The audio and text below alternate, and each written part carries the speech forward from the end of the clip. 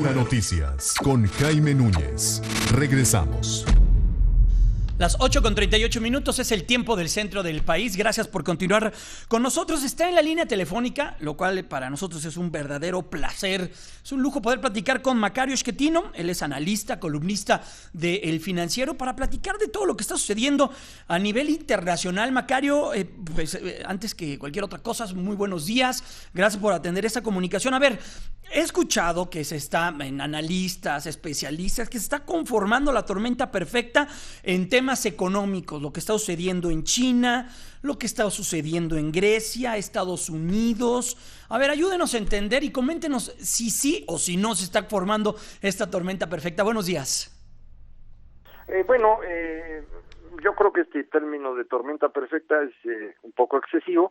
Sí hay varios problemas a nivel mundial, pero son de diferente tipo y no todos ellos nos afectan igual. Por ejemplo, el tema de Grecia puede ser más que una tormenta perfecta, pero para ellos, no para nosotros.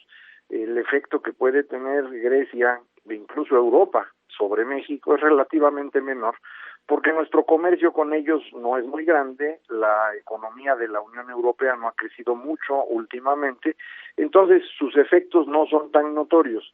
El caso de China sí es más importante para México porque China es una economía muy grande, la segunda más grande del mundo, o si se mide por poder de compra, la primera más grande del mundo, y lo que creo yo que está ocurriendo allá es el fin del modelo del crecimiento. En esto muchas personas opinan distinto de mí, pero yo lo interpreto como el fin de la época de crecimiento, lo cual sí va a alterar significativamente la economía mundial y eso sí tiene un mayor impacto sobre México. A ver, para entender un poco lo que está ocurriendo con China y lo podemos trasladar a lo que hemos estado viendo en las últimas semanas, los últimos días, con un ejemplo, con lo que está ocurriendo con el acero, algo que hemos escuchado a lo largo de las últimas semanas. ¿Esto podría ser? Sí, el fenómeno del acero es un buen ejemplo porque China produce muchísimo acero, es el mayor productor del mundo de este metal, lo utilizan en una cantidad, pero les sobra, y eso que les sobra tratan de colocarlo en el resto del mundo.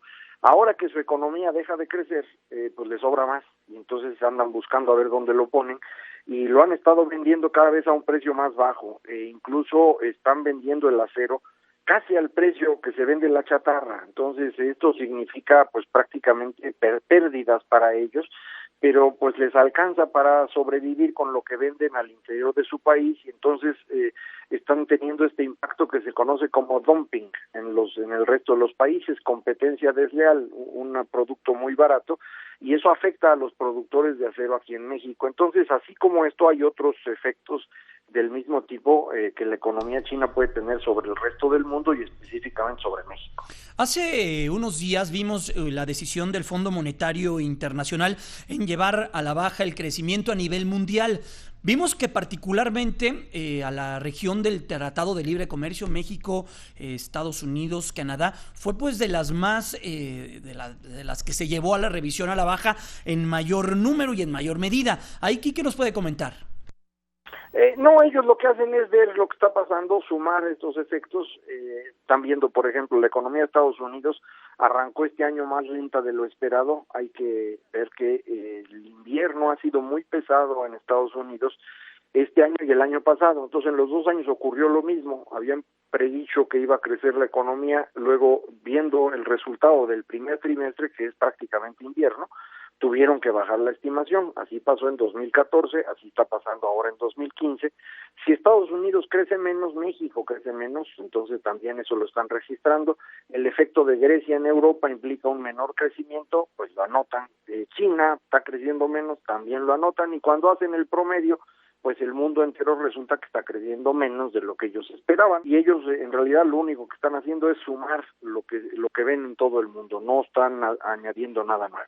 Estamos platicando con el periodista y analista Macario Schettino. Macario, leía con atención su columna el lunes pasado, también leía la del jueves, donde usted señalaba que temas de productividad, también hemos visto hace muy poco, se hizo un evento importante de productividad. Lo que está sucediendo en Grecia es parte también, en buena medida la crisis griega es parte y está en el tema de la productividad. ¿Cómo podemos traer esta experiencia, lo que está sucediendo aquí a México? ¿Qué es lo que está sucediendo? ¿Cómo es? Nosotros aquí en el país, pues trabajamos 8 horas, nos preocupamos mucho por cubrir todo esto, el tiempo que estemos sentados frente a nuestra computadora o nuestro escritorio. ¿Ahí cómo podemos traer esta experiencia, el tema de la productividad que es tan importante?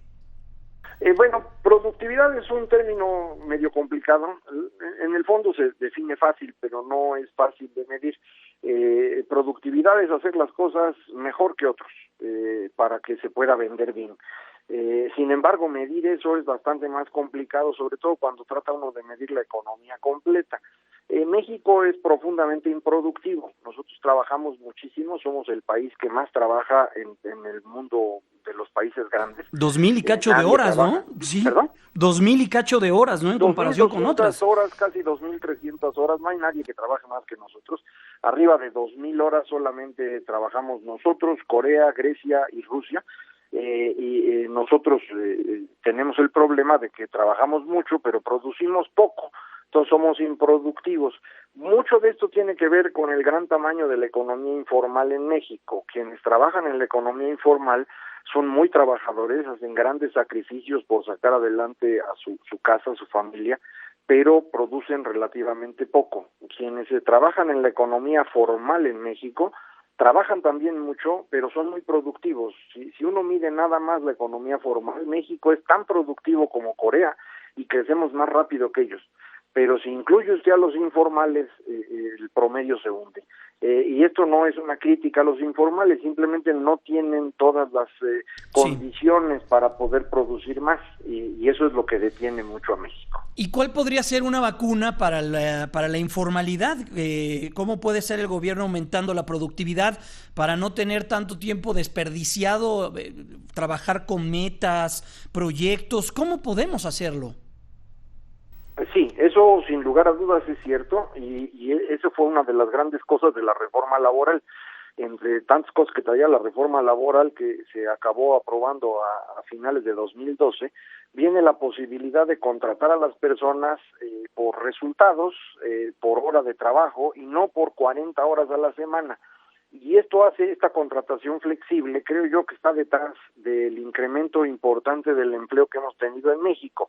Hay varias otras cosas que están detrás. El Seguro Social anda persiguiendo a todo el mundo para que los empresarios se porten bien, pero también la flexibilidad está siendo muy, muy importante. Creo que eso va a ser relevante para México hacia el futuro. Necesitamos encontrar formas de trabajo que no se parezcan a estas 40 horas por semana que se trabajaban durante el siglo XX. Ese es realmente el gran problema de Europa. En Europa no se permite contratar a personas en muchos países si no es 8 horas diarias, 5 días a la semana. Y el resultado es que tienen desempleos de 30, 40 o 50% de la población joven, precisamente porque ya no hay empleo que, como usted dice, necesite 8 horas diarias. Realmente hay muy pocas cosas que necesitan tanto tiempo.